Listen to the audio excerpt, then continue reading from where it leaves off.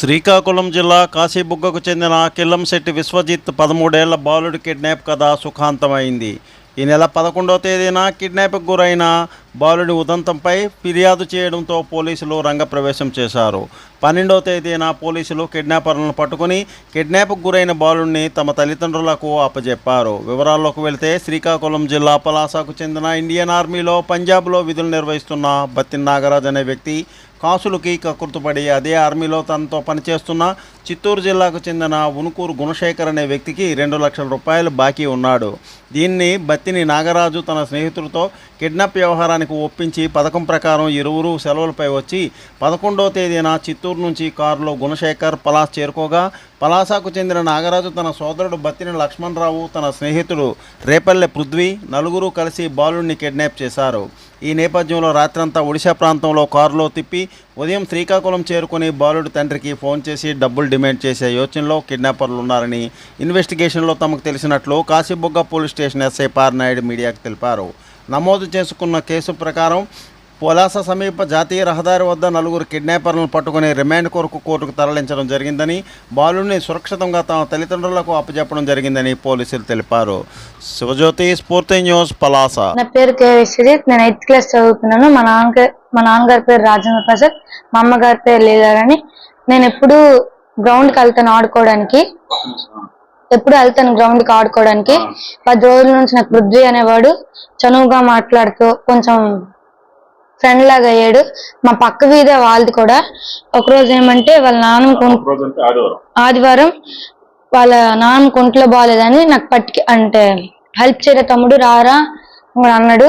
బండి మీద పట్టుకెళ్తూ నరసీపురం దగ్గర వాళ్ళ కార్ ఒకటి ఉంది, అక్కడికి పట్టుకెళ్ళి నాకు వాళ్ళ కార్లో తోస్తూ అలా పట్టుకెళ్ళిపోతుంటే నేను అరిసానని కేకలేసాననేసి నాకు ఒకటి కొట్టారు కూడా.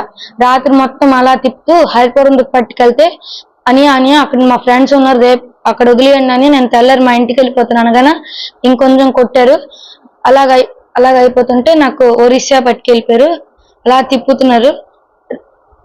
తిప్పుతున్నారు మళ్ళీ భయపడి ఇక్కడ హాస్పిటల్ దగ్గర విడిచిపెట్టేశారు. కాశీ మల్లేశ్వర హాస్పిటల్ దగ్గర విడిచిపెట్టేశారు నాకు.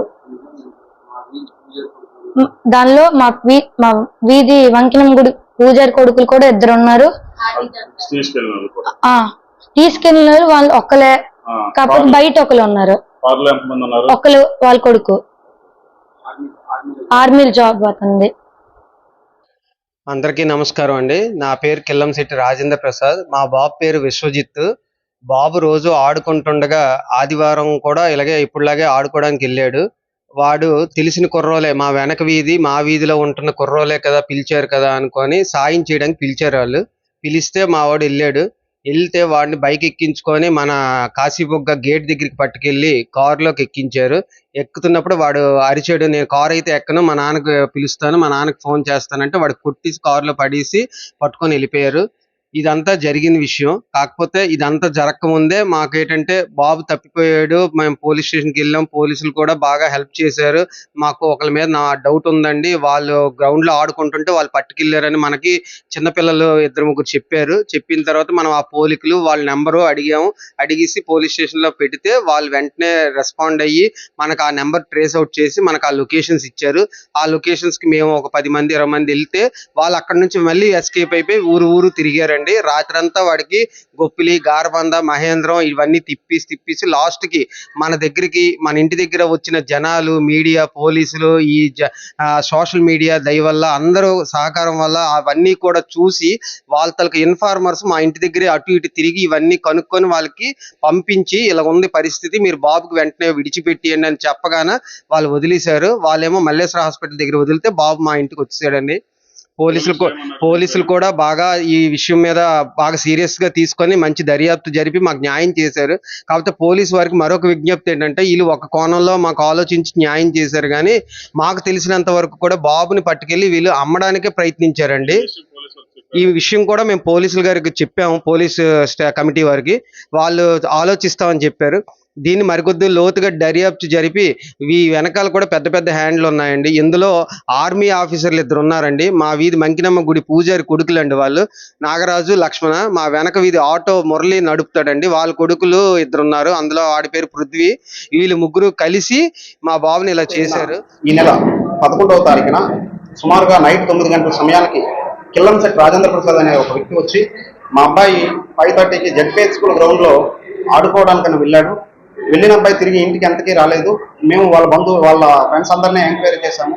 ఎంక్వైరీ చేసినా మా అబ్బాయి ఆచూకీ దొరకలేదని 11వ తారీఖున వాళ్ళ నాన్నగారైన కిల్లంశెట్టి రాజేంద్ర ప్రసాద్ గారు వచ్చి కాశీబొగ్గ పోలీసులకు రిపోర్ట్ ఇచ్చారు. ఆ రిపోర్ట్ మేరకు 11వ తేదీ ఈ నెల 11వ తారీఖున బాయ్ మిస్సింగ్ కేసు కట్టడం జరిగింది. దాంట్లో భాగంగా పోలీసు వాళ్ళు ఎంక్వైరీ మొదలు పెట్టడం జరిగింది. అదేవిధంగా 12వ తేదీ మార్నింగ్ మేము వెళ్ళి అక్కడ ఎంక్వైరీ చేస్తున్న దీంట్లో భాగంగా పృథ్వీ అనే ఒక అబ్బాయితో, ఎవరైతే ఈ మిషింగ్ బాయ్ అన్నాడో విశ్వజిత్ 13 సంవత్సరాల అబ్బాయిది, ఆ అబ్బాయి మిషింగ్ అయిన పర్సన్ పృథ్వీ అనే ఒక వ్యక్తితో కలిసి వెళ్ళాడు అనే విషయాన్ని వాళ్ళకి కొంతమంది చెప్పడంతో వాళ్ళు ఆ సమాచారాన్ని మరుసటి రోజు 12వ తేదీన మార్నింగ్ మాకు ఇవ్వడం జరిగింది. వాళ్ళు ఇచ్చిన సమాచారం మేరకు పృథ్వీ కోసమని ఎంక్వైరీ పెట్టడం జరిగింది. ఈ విధంగా ఎంక్వైరీ పెట్టిన సందర్భంలో ఏదైతే మిస్సింగ్ అయిన బాయ్ని పృథ్వీ అనే వ్యక్తితో పాటుగా వెళ్ళాడు కాబట్టి ఏమైనా ఆ అబ్బాయి దగ్గర ఉండడానికి అవకాశం ఉంటుందనే ఉద్దేశంతో పృథ్వీ కోసం సమాచారాన్ని, మాకు రాబడిన సమాచారం మేరకు వాళ్ళు శ్రీకాకుళం వైపు వెళ్తారని మాకు సమాచారం రావడంతో మేము మధ్యవర్తులుగా అక్కడ ఒక 2 పర్సన్స్ పిలిపించి మిస్సింగ్ బాయ్ని గుర్తుపట్టడాకనే ఉద్దేశంతో వాళ్ళ నాన్నగారిని కూడా మాతో పాటు తీసుకొని వెళ్ళి మొగిలిపాడు ఫ్లైఓవర్కి కొంచెం ముందుగా షాహుదాబాకు ఆపోజిట్ లో మేము చెకింగ్ చేయడం జరిగింది. ఈ విధంగా బత్తిన నాగరాజ్ అనే ఒక ఆయన, అదేవిధంగా బత్తిన లక్ష్మణరావు, బైనపల్లి పృథ్వీ అనే వీళ్ళు ముగ్గురు యాక్చువల్ గా 3 మంత్స్ బ్యాక్ 5th మంత్ లో ఈ బత్తిన నాగరాజ్ అనే ఆయన ఇండియన్ ఆర్మీలో పనిచేస్తున్నారండి. 440 ఇండియన్ రెజిమెంట్ బటిండా పంజాబ్ లో ఉంది. ఆ బటిండా రెజిమెంట్ లో ఈయన పనిచేస్తున్నారు. ఈయనకి కొన్ని దీనివల్ల అప్పులను ఎలాగైనా గడ్డం చేసుకోవాలనే ఉద్దేశంతో ఆయన, వాళ్ళ బ్రదర్ అయిన లక్ష్మణరావు, అదేవిధంగా ఆ వీధికే చెందిన పృథ్వీ అనే ఒక వ్యక్తితో కలిసి పథకం ప్రకారంగా ఏదైనా ఎవరినైనా వ్యక్తిని కిడ్నాప్ చేసి మన యొక్క అప్పును తీర్చుకుందామని వాళ్ళ ఒక పథకం ప్రకారంగా 5వ నెలలోనే లాస్ట్ టైం ఈ ఆర్మీ అబ్బాయి వచ్చిన సందర్భంలోనే సూజాగా వాళ్ళు ఒక ప్లాన్ అనేది గీసుకున్న తర్వాత ఏదైతే A1 ఉన్నాడో బత్తిన నాగరాజు, ఆయన ఫ్రెండ్ అయిన ఉట్టుకూరు గుణశేఖర్ అనే ఒక వ్యక్తి, ఈయన చిత్తూరు జిల్లాకు చెందిన వ్యక్తి అండి. చిత్తూరు జిల్లాకు చెందిన యాదమర్రి మండలం మర్లబండ అనే విలేజ్కి చెందిన వ్యక్తి. ఈయన కూడా నాగరాజుతో పాటుగానే 440 ఇండియన్ రెజిమెంట్ లోనే బటిండా పంజాబ్ లోనే పనిచేస్తున్నారు. ఆయనకు కూడా ఈయన ఒక 2 లక్షల రూపాయలు అప్పు ఉన్నాడంట. ఆ అప్పును తీరుస్తాము, అదేవిధంగా మీకు ఈ దీంట్లో షేర్ ఏదైతే వచ్చిందో ఆ షేర్ని కూడా మేము ఇస్తాము అని ఆయన్ని కూడా రెజిమెంట్ లోనే ఒక ప్లాన్ అనేది ఆయనతో కూడా ఏర్పాటు చేసుకుని పథకం ప్రకారంగా వీళ్ళు సెలవు పెట్టి 7th మంత్ ఎండింగ్ లో ఈ చిత్తూరు చెందిన వ్యక్తిని సెలవు పైన వచ్చారు, డబ్బులు డిమాండ్ చేయడానికి తీసుకెళ్లారనే పథకం ప్రకారంగా వాళ్ళు ఇంకా శ్రీకాకుళం వెళ్ళిన తర్వాత దాన్ని అప్లై చేద్దామని, వాళ్ళ పేరెంట్స్ కి అప్లై చేద్దామని, అబ్బాయి దగ్గర ఫోన్ నెంబర్ అవి తీసుకొని చేద్దామని వాళ్ళ ప్లాన్ ప్రకారంగా తీసుకున్నారు. ఆ ప్లాన్ లో భాగంగా మనం వెహికల్ చెకింగ్ లో పట్టుకోవడంతో ఇది మనకి క్షేమంగా అబ్బాయి బయటకు రాగలిగాడు. Please like, share, subscribe our channel.